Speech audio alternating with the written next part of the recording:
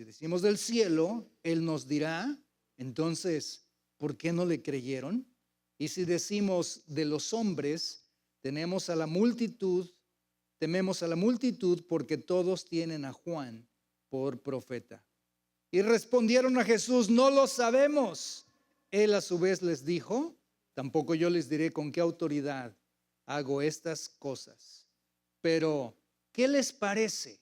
Un hombre tenía 2 hijos y llegándose al primero le dijo, hijo, ve, trabaja hoy en la viña. Y él respondió, no quiero. Pero después, arrepentido, fue. Llegando al otro, le dijo lo mismo y éste respondió, yo iré, Señor, pero no fue. ¿Cuál de los 2 hizo la voluntad del Padre? El primero, respondieron ellos. Jesús les dijo, en verdad les digo que los recaudadores de impuestos y las rameras entran en el reino de Dios antes de que ustedes. Porque Juan vino a ustedes en camino de justicia y no le creyeron, pero los recaudadores de impuestos y las rameras le creyeron. Y ustedes, viendo esto, ni siquiera se arrepintieron después para creerle. Esto es palabra del Señor. Ahora les invito a cerrar sus ojos y orar. Padre Celestial, venimos ante tu presencia buscando tu rostro, buscando el entendimiento de tu Santa Escritura. Espíritu Santo, pedimos que ilumines este pasaje que estamos estudiando en este día, Señor, porque no solamente queremos que nuestra mente sea iluminada, pero que nuestro espíritu, nuestro corazón sean transformados con tu palabra, para que, Señor, saliendo de este lugar podamos aplicar estos principios aún dentro de este lugar, Señor, que tu palabra penetre, que tu palabra traiga convicción de pecado, que tu palabra haga que nuestras rodillas se doblen, Señor, ante tu santa presencia y que nuestras vidas, Señor, sean desafiadas a vivir conforme al carácter de Cristo Jesús. Habla a tu iglesia hoy, que tu pueblo escucha. Te lo pedimos en el nombre de Jesús. Amén. Tomen su lugar. Y una palabra que destaca en esta porción de las Escrituras es la palabra autoridad. Autoridad. Esa palabra tiene bastante peso, porque significa el derecho de gobernar, mandar, juzgar o aún dirigir. Y toda esfera de la sociedad y en la vida tiene diferentes estructuras de autoridad. En el hogar está papá y mamá como las figuras de autoridad. En los países están los gobiernos.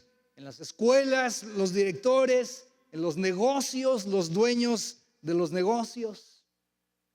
Pero por encima de toda autoridad terrenal está la autoridad suprema de nuestro Señor y Salvador Jesucristo.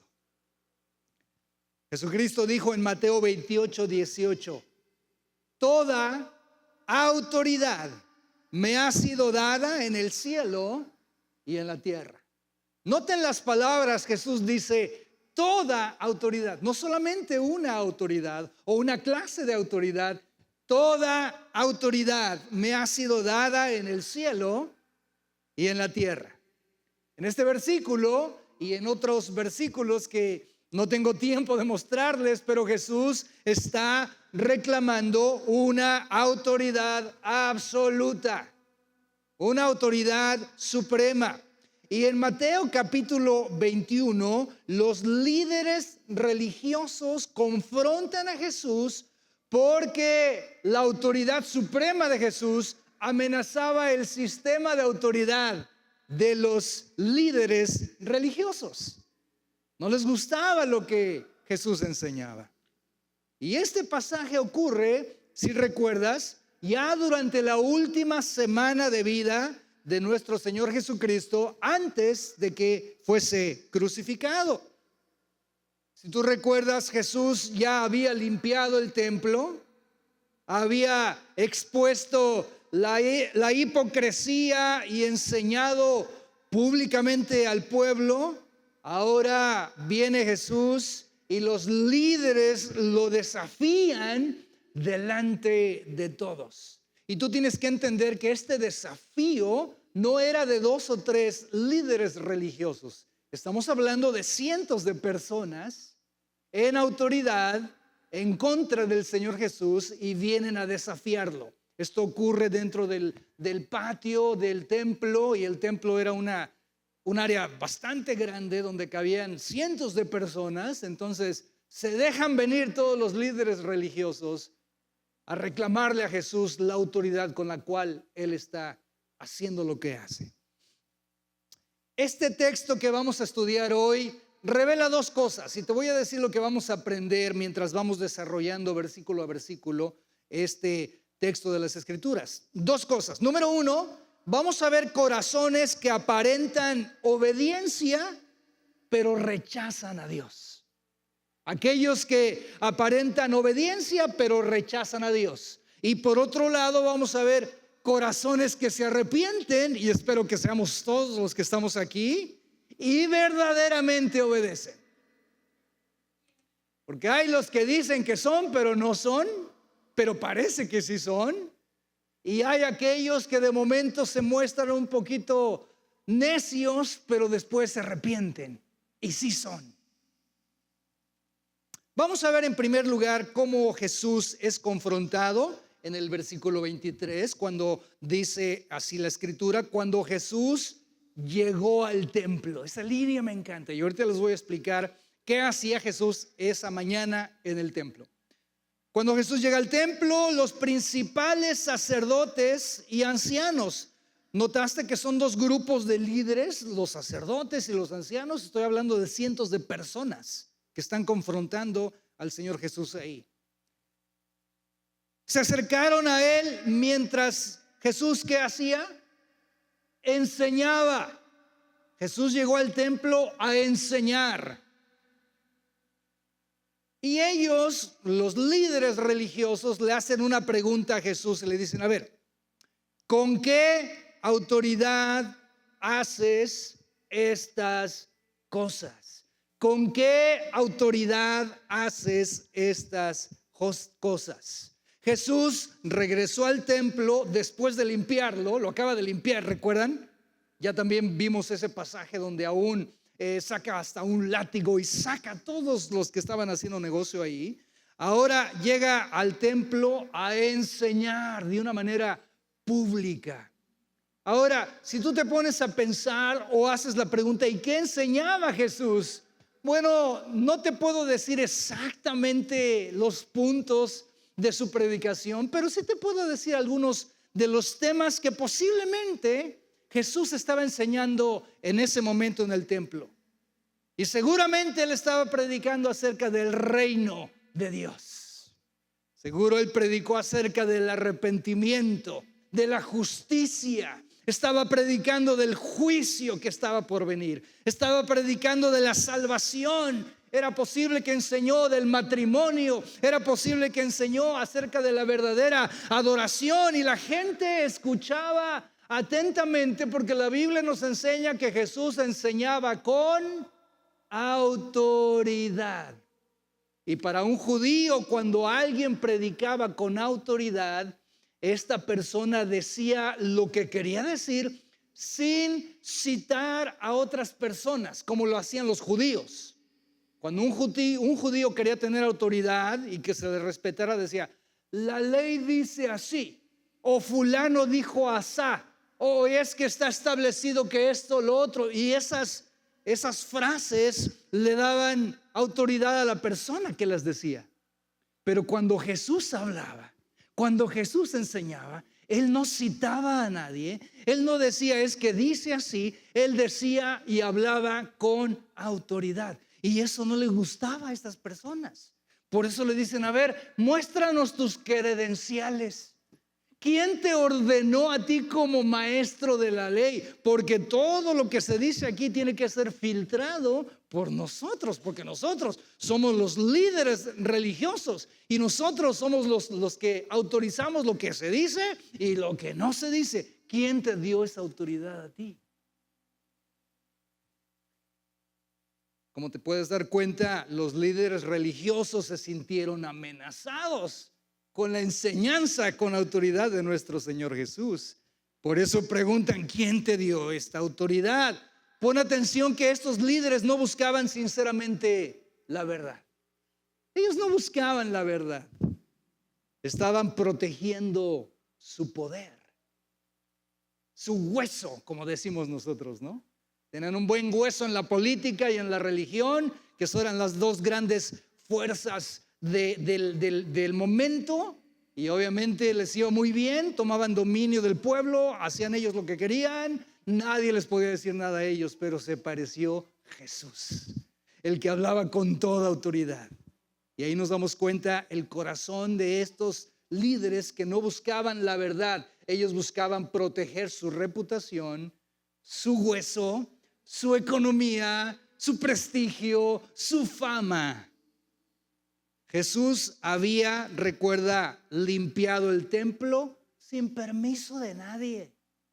Él se metió y limpió el templo. Jesús había enseñado sin la aprobación de ningún rabino. No les pidió permiso a nadie. Él había hecho milagros sin que lo autorizaran tampoco. Él había recibido incluso alabanzas como Mesías. ¿Recuerdas? Hosana, Hosana al Hijo de David. Entonces, para estos líderes religiosos, Jesús no era el Salvador, Jesús era una amenaza. Porque la falsa religión siempre va a resistir la autoridad de Cristo. La falsa religión siempre va a resistir la autoridad de Cristo. Los líderes religiosos, los fariseos, los sacerdotes, los ancianos, se preocupaban más por preservar su sistema que someterse a Dios. La falsa religión dice más o menos lo siguiente: nosotros tenemos la autoridad. Nosotros definimos lo que es la verdad. Nosotros decimos lo que es justicia. Y eso es hasta la fecha, Piensa en los diferentes grupos religiosos. Y es tradición más que Biblia lo que en muchos de estos lugares se enseña. Pero Jesús, recuerda, está por encima y es superior a todo sistema humano. Él dijo, yo tengo toda la autoridad, toda la autoridad. ¿Cómo podemos aplicar este primer versículo a nuestras vidas? Bueno, muy sencillo. Muchos todavía resisten a Cristo por la misma razón. No quieren que Cristo gobierne sobre de ellos. Quieren religión, pero no se arrepienten. Quieren ser muy morales, pero no se rinden. La verdadera pregunta no es ¿tiene Jesús autoridad? Porque obviamente Jesús tiene autoridad. Los mismos líderes religiosos habían visto las sanidades de Jesús, cómo había resucitado muertos, la enseñanza que penetraba aún en ellos también. La pregunta no es ¿tendrá Jesús autoridad? La verdadera pregunta es ¿me someteré yo a la autoridad de Cristo? Esa sí es la verdadera pregunta.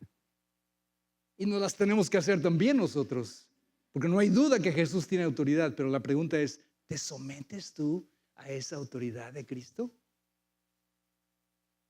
Esta pregunta es respondida por Jesús con una contrapregunta. Es decir, Él les contesta con otra pregunta. Y lo vemos en el versículo 24 en adelante, y dice, y Jesús les responde, ¿ok? ¿Quieren saber de quién me dio esta autoridad? Bueno, yo también les voy a hacer una pregunta y si me la contestan, yo también les diré con qué autoridad hago estas cosas. Y esta es la pregunta que Jesús les hace. ¿De dónde era el bautismo de Juan? ¿Del cielo o de los hombres? Y ellos discutían en decir, como que le han de haber dicho a Jesús, time out, déjanos platicar un ratito y ahorita venimos con la respuesta. Ok, tómense el tiempo que quieran. Porque dice que se pusieron a pensar, discutían entre sí diciendo, a ver muchachos, miren, si decimos del cielo, vamos a estar en problemas porque Él nos dirá entonces, ¿por qué no le creyeron? No, esa no es buena respuesta. Versículo 26. Y si decimos de los hombres, pues estamos peor porque la multitud nos va a apedrear porque todos tienen a Juan por profeta. No, pues estamos en graves problemas. Versículo 27. Y le respondieron a Jesús, ¿sabes qué, Jesús? No sabemos. Él a su vez les dijo, tampoco yo les diré con qué autoridad hago estas cosas. ¿Saben qué versículo me vino cuando leí esto? Y no lo tengo en mis notas, pero ahorita como que me estoy acordando. Aquel pasaje donde dice, no le des a los cerdos las perlas. O sea, como Jesús diciendo, ¿para qué les doy más explicaciones a ustedes si son duros de corazón, cabezas duras? Sus corazones no cambian y no creo que vayan a cambiar.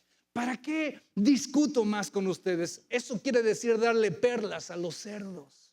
¿Qué va a hacer un cerdo con una perla? No la va a valorar, se la va a comer y no importa eso. ¿Qué caso hubiera tenido que Jesús les hubiera seguido dando verdades a estos religiosos si eran duros y no creían y no aceptaban la autoridad de Cristo Jesús? Por eso Jesús ni les contesta. Ok, no me van a contestar, pues yo tampoco les contesto. Algo que tenemos que notar es que el ministerio de Juan el Bautista, y también ya cubrimos el ministerio de Juan el Bautista, es que apuntaba a Cristo. Jesús dijo, Juan decía, no me vean a mí, viene otro tras de mí que es mayor que yo, que ni siquiera yo puedo desatar la correa de su zapato. Él sí, Él es el verdadero Dios. Eso es lo que predicaba Juan. Juan predicaba arrepentimiento, Juan predicaba confesión de pecado, Juan predicaba la preparación para el Mesías y Juan declaró públicamente que Jesús era, si ustedes recuerdan, el Cordero de Dios. ¿Se acuerdan cuando vino Jesús? Y dijo Juan, ahí lo tienen, he ahí el Cordero de Dios que quita el pecado del mundo. Entonces, amén. La pregunta era muy profunda, ¿de dónde era el bautismo de Juan? Este mensaje que Juan predicaba, ¿del cielo o de los hombres? Si respondían del cielo, entonces debían aceptar a Jesús como ¿quién? Como Mesías. Pero no lo querían aceptar como Mesías, lo querían matar. Y si decían de los hombres, el pueblo los iba a rechazar. Porque toda la gente era evidente que veían a Jesús como el Mesías. Y creían además que Juan era un profeta. De hecho, la Biblia dice que Juan fue el más grande de los profetas que ha existido. Y la gente lo creyó. Un gran profeta. Entonces, no creer lo que decía Juan era ir en contra de la misma palabra de Dios. Entonces ellos contestan y dicen, no sabemos. No sabemos. ¿Cuál era su problema de estos líderes religiosos? Su problema no era la falta de evidencia. ¿No es cierto? Evidencia sobraba. Ellos habían oído la verdad, habían visto los milagros, habían presenciado vidas transformadas. Su problema era la dureza de su incredulidad. Era la dureza de su incredulidad. Rechazaban la verdad porque la verdad amenazaba su orgullo. Por eso le atacaban tan duramente al Señor Jesús. ¿Cómo aplicamos estos 3 versículos a nuestras vidas? Bueno, muchas veces la incredulidad no es tanto aquí, o sea, intelectual, sino es moral y también es espiritual. Muchos rechazan a Cristo no porque falte evidencia, porque obviamente Romanos capítulo 1, y no lo tengo en los versículos, no se preocupen, no sufran allá arriba, gracias.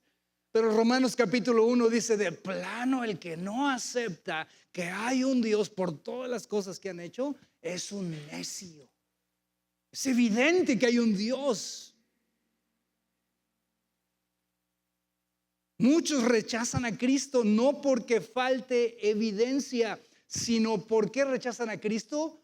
Varias razones, te voy a dar solamente 2, 3. Número 1, porque aman el pecado. No les gusta el pecado, aman el pecado. Rechazan a Cristo también porque les encanta tener el control de sus propias vidas y no quieren sujetarse al único Rey supremo y soberano que es Cristo Jesús. Y nos gusta hacer lo que queremos hacer. ¿A quién le gusta que le digan lo que debe de hacer? A nadie nos gusta. Todos queremos hacer lo que se nos da nuestra regalada gana. No queremos someternos. No es que no haya evidencia suficiente para creer en Cristo, es que no queremos someternos, queremos control y no queremos rendirnos ante el señorío de Cristo Jesús. ¿Por qué? Por un corazón duro, un corazón endurecido. Puede mirar directamente la verdad y aún así seguirse negando a aceptarla por la dureza de corazón. Y es exactamente lo que vemos en este grupo de sacerdotes y de ancianos. Están viendo la verdad delante de ellos. Están hablando con la verdad, con Cristo Jesús, y aún así su corazón está tan endurecido que no quieren someterse a la verdad. Y entonces Jesús los deja así como que sin respuesta y mete una parábola que parece como que si le metiera segunda o tercera velocidad, así como que, ay, a ver, espérate, Jesús, ¿y esto qué tiene que ver con lo que estás diciendo antes, no? Y tiene que ver mucho, porque Jesús menciona una parábola y dice: ok, puedo imaginar un silencio, no me contestan, ok, pues yo tampoco les contesto. Silencio, versículo 28.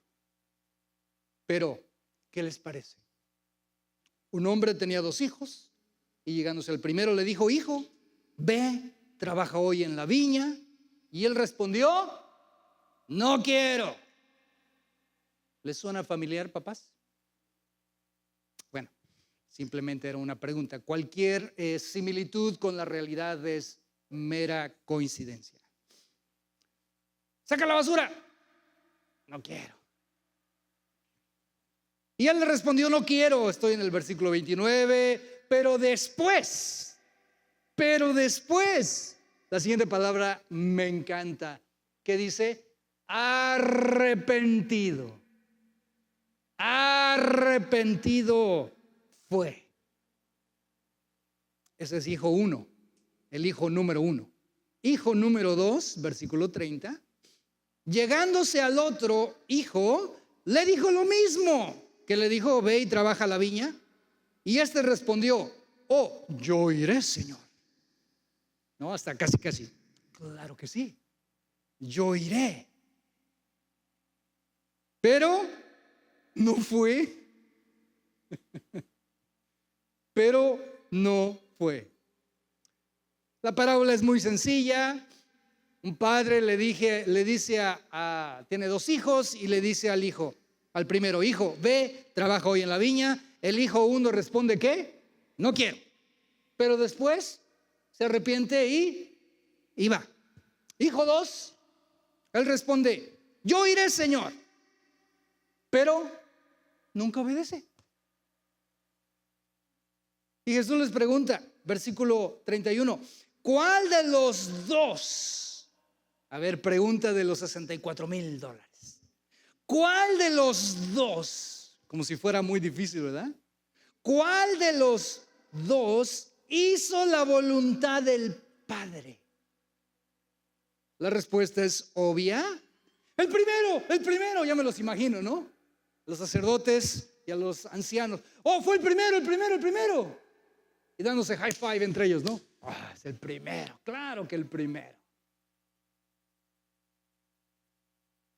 Muy bien, muchachitos, muy bien.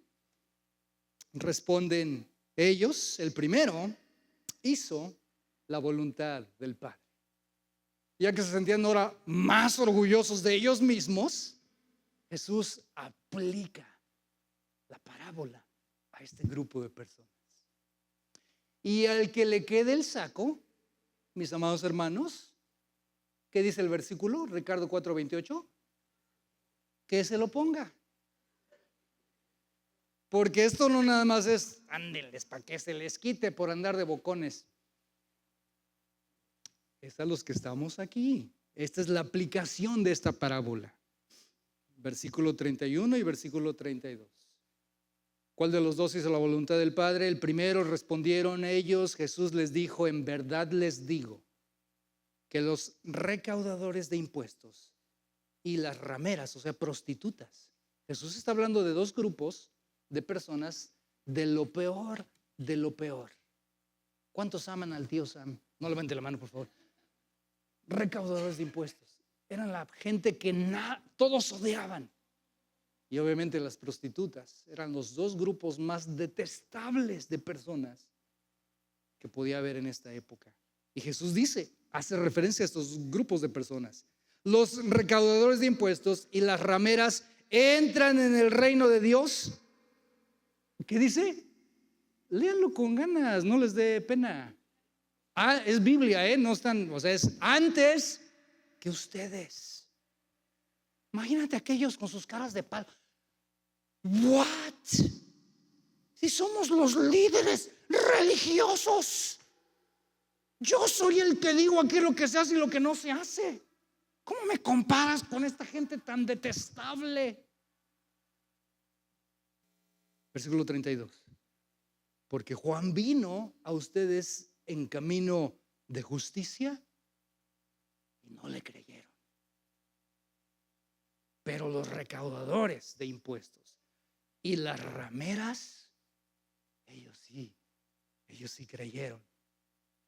Y ustedes viendo esto, ni siquiera se arrepintieron después para creerle. Los líderes religiosos eran exactamente como ese segundo hijo. Hablan de obediencia, parecían justos, afirmaban devoción a Dios, pero no obedecían verdaderamente. Tenían religión sin arrepentimiento.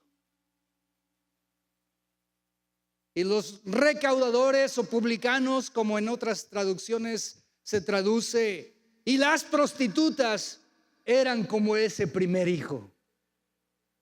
Los rechazados de la sociedad. Ellos comenzaron en abierta rebelión, pero cuando escucharon predicar a Juan, se arrepintieron, creyeron, obedecieron, se bautizaron. Y Jesús por eso les dice, en verdad les digo que los recaudadores de impuestos y las rameras entran en el reino de Dios antes que ustedes. Qué declaración tan impactante. Porque estamos hablando aquí de la élite religiosa, la crema innata de la religión. Si había una posición alta en la religión, eran ellos. Pero estaban fuera del reino. Mientras que los pecadores quebrantados entraban al reino de Dios mediante el arrepentimiento. ¿Cuál es la verdad principal de este pasaje que estamos estudiando hoy? Dios no se impresiona con religión. Dios no se impresiona con religión externa sin un arrepentimiento interno. Y si no, acuérdate cuando ibas, al menos en mi persona, yo crecí en la iglesia católico romana, donde se nos pedía hacer muchos sacrificios y rituales, mandas, padres nuestros, etcétera, etcétera. Actos religiosos. Pero una vez que hacíamos estos actos religiosos, seguíamos viviendo igual, sin arrepentimiento.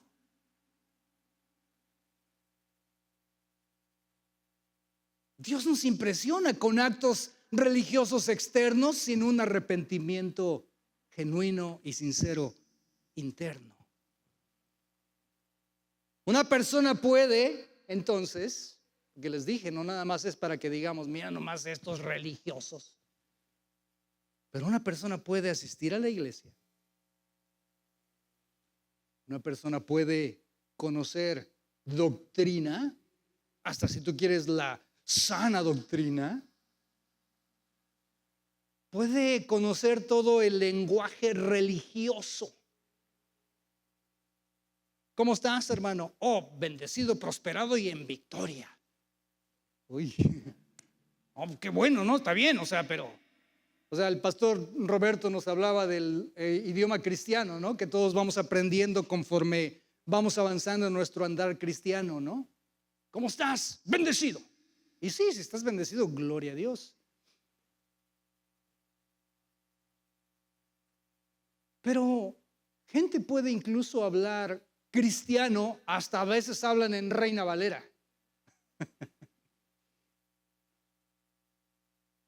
Pueden aún aparentar cierta moralidad. No, la persona esta es muy correcta, es que es muy cristiana. Mira nomás cómo vive, mira cómo viste, mira cómo camina, cómo habla. Pero aún así, rechazar a Cristo en el corazón. Tenemos que tener cuidado todos nosotros de eso. Que nadie estamos fuera de caer en la posición de los sacerdotes y de los ancianos. Por fuera podemos parecer muy religiosos, pero ¿cómo está nuestro corazón? ¿Cómo estamos por dentro? Mientras tanto, por eso es de que necesitamos a Cristo, hermanos. Por eso es de que necesitamos a Cristo. Por eso es de que Cristo es la respuesta y la solución. Porque cuando tú entiendes que eres pecador, porque hoy en día el decirle a un cristiano que es un pecador ahora ya casi es hasta una ofensa, porque ahora ya todos son hijos del rey. Hoy es que soy princesa porque soy hija de un rey. Cálmate. Ya nadie es pecador. Entonces estamos en otro nivel. Allá los pecadores, la chusma, allá ustedes los que sean pecadores. Yo soy privilegiado, bendecido, prosperado y en victoria. Y se nos empieza a olvidar que sin Cristo no somos nada. Y que por más que grite y confiese o declare o diga, sigo estando en la misma condición de pecado si Cristo no viene a mi vida.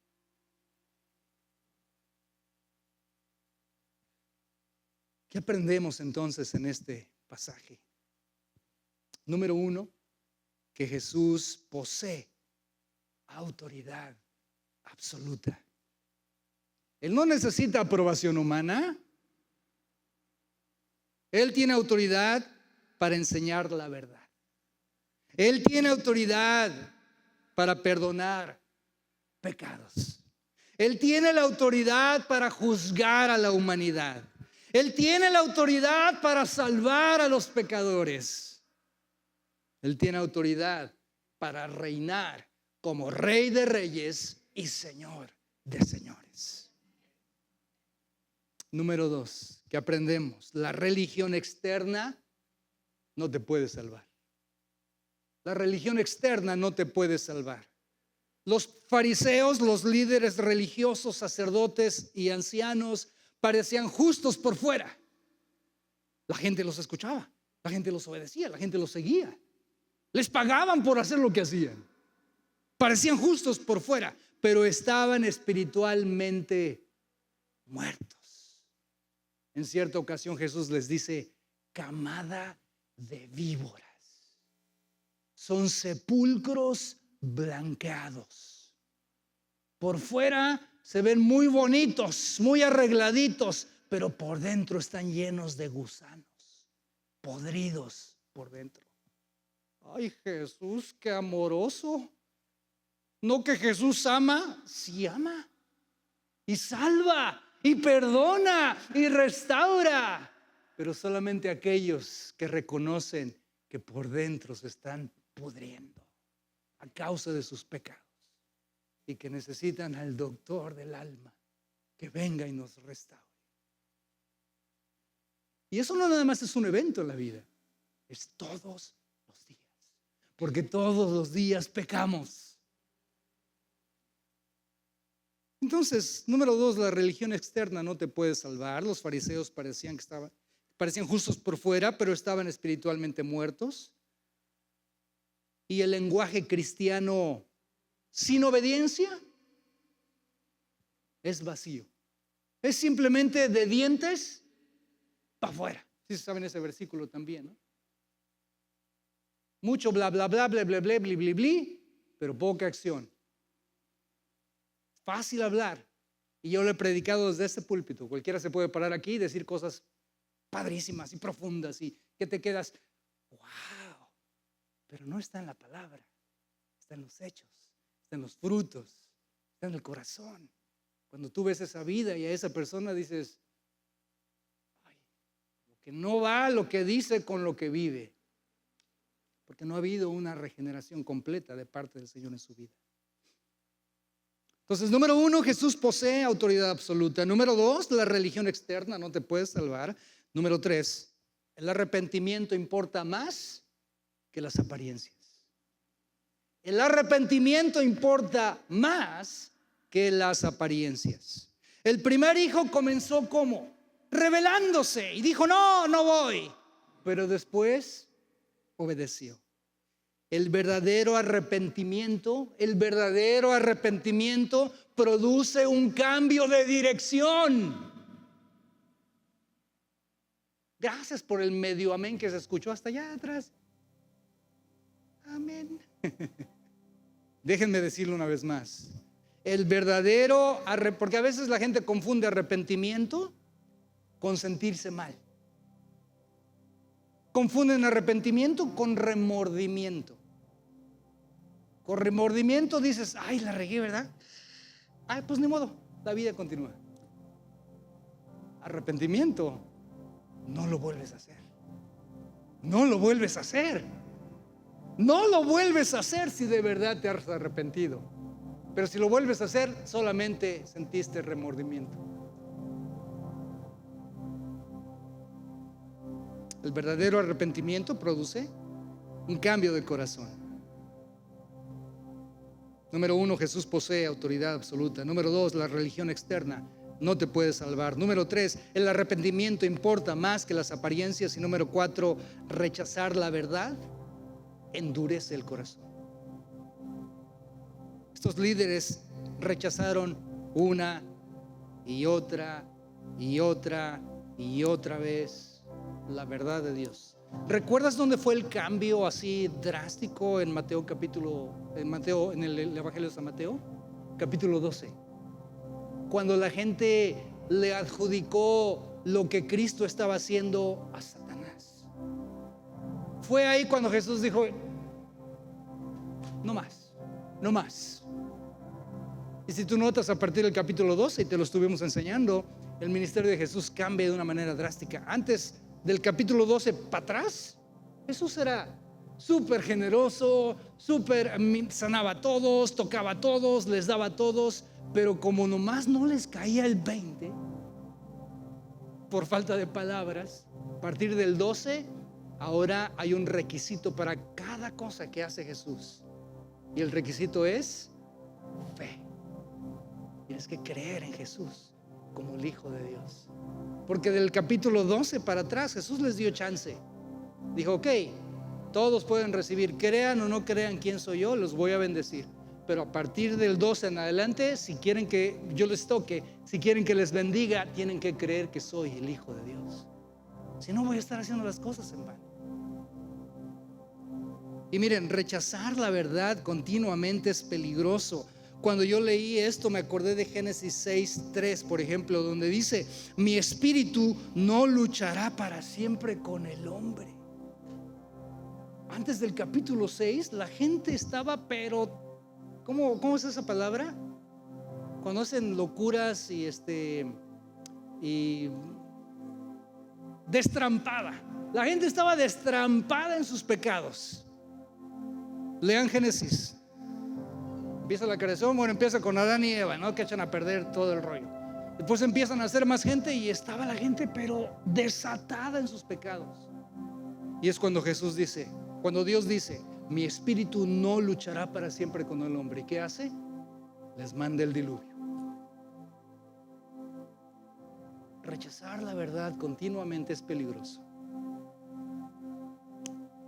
Imagínate a dos hijos a quienes el padre les pide limpiar el patio y uno responde, no quiero, pero después se convence, sale y trabaja duro a pesar de que está caliente allá afuera. El otro responde, claro que sí, papá, pero pasa todo el día jugando videojuegos y nunca obedece. ¿Cuál de los dos honró verdaderamente al padre? No fue el que habló bonito, sino el que obedeció. Y ese es exactamente el punto de Jesús en este pasaje que estamos estudiando hoy.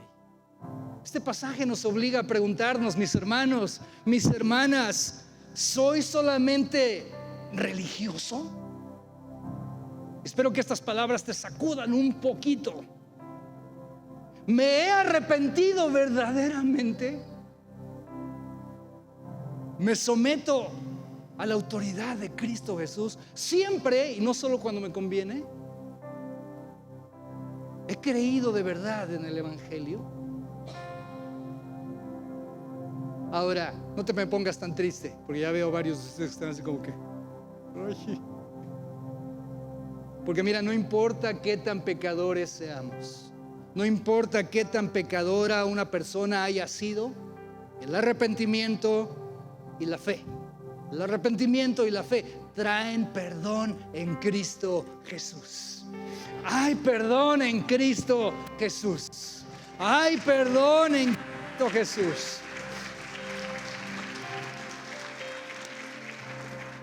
Recuerda que entraron los recaudadores de impuestos. Recuerda que entraron las prostitutas. Recuerda que entraron aquellos pecadores que sí estaban quebrantados. Pero el orgullo interno te va a cerrar la puerta del cielo. Te va a cerrar la puerta del cielo. Para terminar, te puedo decir que los líderes religiosos, los sacerdotes, los ancianos, escucharon a Cristo, vieron su poder, presenciaron vidas transformadas y aún así lo rechazaron. No cometas el mismo error. No hagas lo mismo hoy. Cristo se presenta hoy con plena autoridad. Cristo sigue teniendo la misma autoridad. Cristo es el mismo ayer, hoy y por los siglos. Su autoridad no cambia. Él sigue siendo el Salvador. Él sigue siendo el Señor. Él sigue siendo el Rey. Y el llamado sigue siendo el mismo. Arrepiéntete y cree el Evangelio. Ponte de pie, por favor, vamos a orar.